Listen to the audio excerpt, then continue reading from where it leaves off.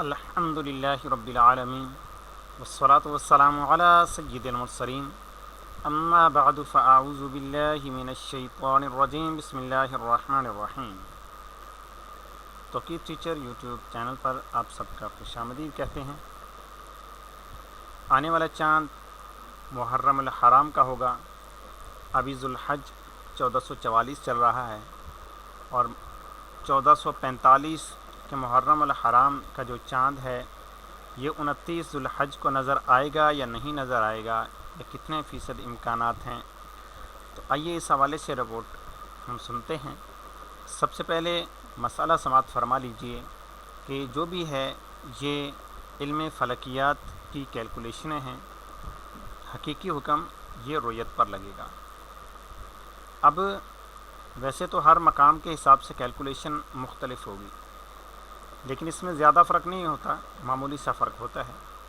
اب یہ میں نے ایک مقام کی کیلکولیشن کی ہوئی ہے، اسی کے حساب سے ہم دیکھیں گے، اور باقی بھی پورے پاکستان کو اگر دیکھا جائے تو وہ کیلکولیشن جو ہے اس کے قریب قریب ہی ہوگی، یعنی اس سے جو مقامات مشرق کی طرف ہیں ان کی کیلکولیشن اس سے بھی زیادہ کمزور ہوگی، اور یعنی وہاں پر نظر آنے کے جتنے یہاں پر امکانات ہیں اس سے کچھ کمزور امکانات ہو سکتے ہیں، اور جو مقامات مغرب کی طرف ہیں وہاں پر اس سے کچھ اچھے امکانات ہو سکتے ہیں۔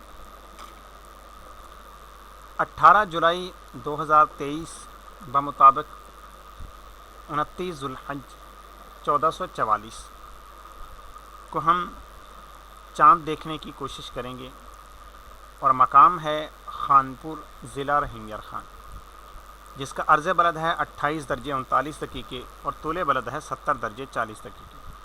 معیاری گھڑی پاکستان کی +5 ہے۔ اب اس دن جو سورج غروب ہو رہا ہے وہ 7:16 پر تقریباً غروب ہو رہا ہے، اور جو چاند غروب ہو رہا ہے وہ 8:03 پر۔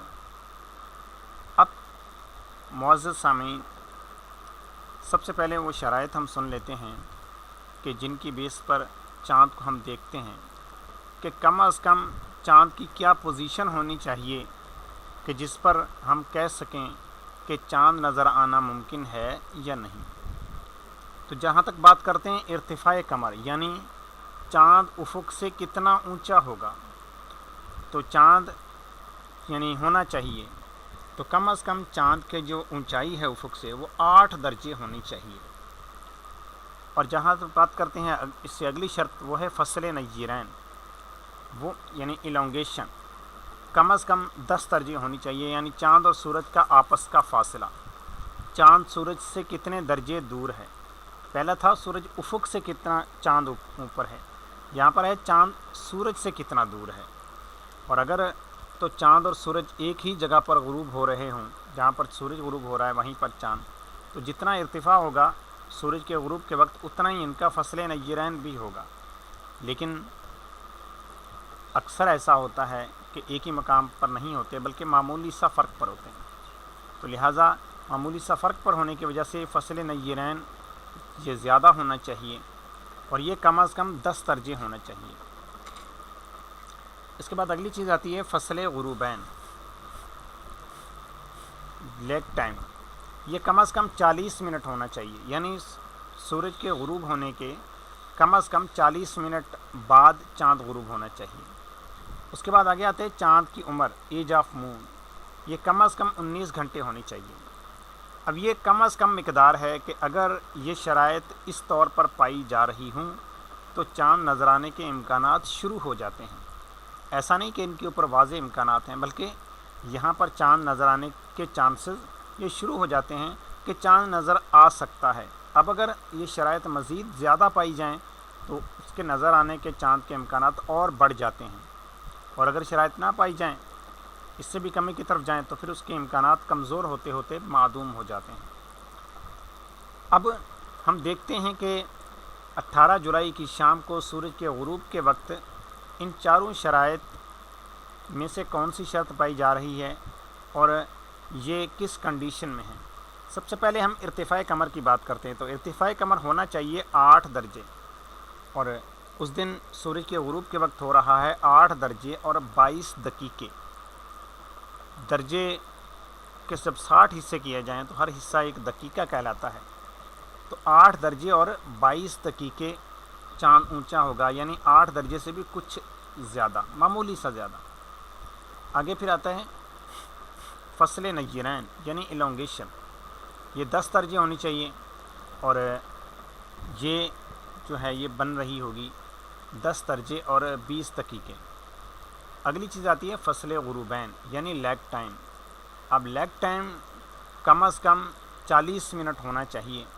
اور یہ جب ہم نے کیلکولیشن نکالی کہ سورج چونکہ غروب ہو رہا ہے 7:16 پر اور چاند غروب ہو رہا ہے 8:03 پر، تو اس کا جب دورانیہ نکالا تو یہ نکلا 47 منٹ، یعنی سورج کے غروب ہونے کے 47 منٹ بعد چاند غروب ہوگا. آخری شرط کی طرف اگر ہم نظر دوڑاتے ہیں تو وہ ہے 19 گھنٹے، اور یعنی چاند کی عمر ہونی چاہیے، جبکہ چاند کی عمر بن رہی ہے 19 گھنٹے اور 44 منٹ، یعنی یہ بھی کچھ زیادہ بن رہی ہے. لیکن یہ نپی تلی کیلکولیشنیں ہیں، اتنی زیادہ نہیں ہیں، اتنے زیادہ اچھے چانسز نہیں ہیں. اب اس طرح کے چاندس کے اندر ہوتا کیا ہے؟ اس طرح کے چاند کے اندر اس طرح کے چاند کو عمومی طور پر دیکھا جاتا ہے کہ کیا یہ ایسا چاند ہے کہ جس کو اکثر عوام دیکھنے کا اہتمام کرے گی؟ تو یہ وہ چاند نہیں ہے، کیونکہ عوام جو اکثر چاند دیکھنے کا اہتمام کرتی ہے تو وہ رمضان المبارک یا پھر عیدین کا چاند ہوتا ہے. عید الفطر، عید الاضحیٰ، رمضان المبارک، یہ 3 چاند تقریباً عوام اکثریت دیکھتی ہے، کوشش کرتی ہے چاند کو تلاش کرنے کی، چاہے چاند کے نظر آنے کے امکانات ہوں یا نہ ہوں، اور ہونا بھی ایسے چاہیے. لیکن یہ جو محرم الحرام کا چاند ہے یا اس کے علاوہ دیگر مہینوں کا تو عوام اتنا زیادہ اہتمام نہیں کرتی. صرف خاص جو اس شعبے سے تعلق رکھنے والے ہیں وہی اس حوالے سے دیکھتے ہیں، کوشش کرتے ہیں. تو یہ چاند کے دونوں طرح سے امکانات ہیں کہ نظر آ بھی سکتا ہے، نظر نہیں بھی آ سکتا، کیونکہ چاند بہت باریک ہوگا اور اس کی ساری کیلکولیشنیں ہی بالکل نپی تلی ہیں. تو اس طرح کے کنڈیشن میں چونکہ عوام چاند دیکھنے کا زیادہ اہتمام نہیں کرے گی، تو لہٰذا اس کے نظر آنے کے امکانات کمزور ہیں. نظر آ بھی سکتا ہے، اگر کہیں سے نظر آ جاتا ہے، کوئی گواہی آ جاتی ہے تو اس کو اگر پرکھا جائے گا اور گواہ اپنی گواہی کے اندر بالکل درست ہوا اور بالکل اس نے عین درست وقت پر چاند دیکھا اور درست سمت میں چاند دیکھا، ساری چیزیں اس کی بالکل ایکوریٹ ہوئیں، تو اس کو جھوٹا نہیں کہا جائے گا، بلکہ اس کی شہادت پر اگلے مہینے کے 1 کا اعلان اگر کر دیا جائے تو وہ غلط نہیں ہوگا. یہ تو ہے اس کے لیے معاملہ، لیکن ایسا ہونا بہت مشکل ہے، کیونکہ جب چاند دیکھنے کا اہتمام نہیں ہوگا تو پھر ہو سکتا ہے کہ نظر نہ آئے.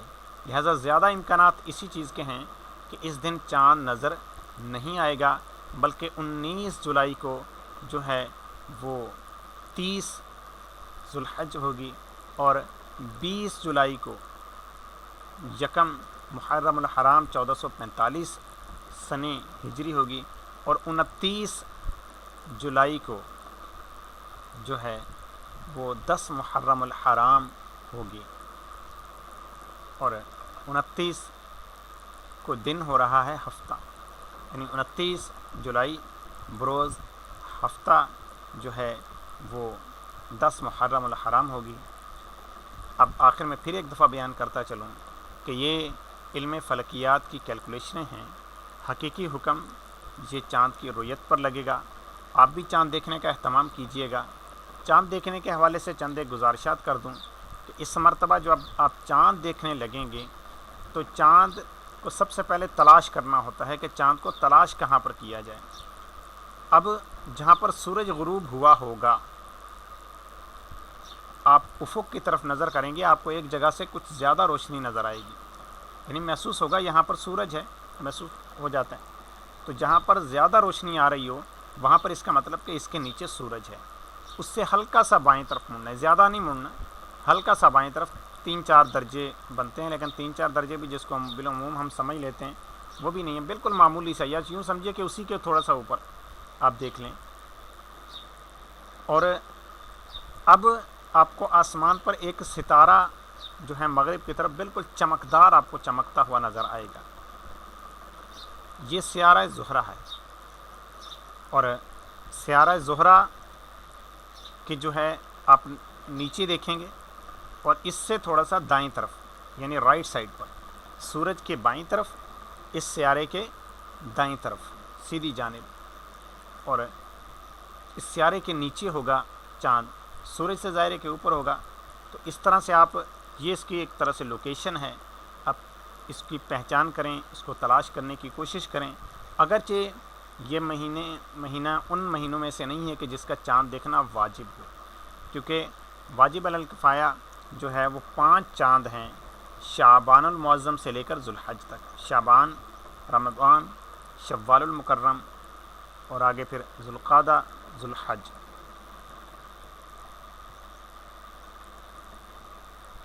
تو اللہ پاک سے دعا ہے کہ اللہ تبارک و تعالی صحیح بیان کرنے کی، سمجھنے کی توفیق نصیب فرمائے. آمین.